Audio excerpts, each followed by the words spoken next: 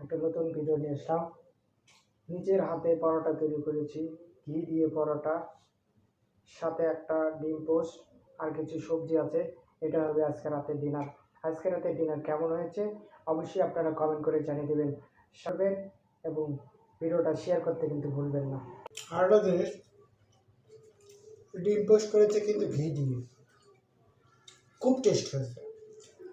আপনারা মাঝে মধ্যে খেয়ে দেখবেন।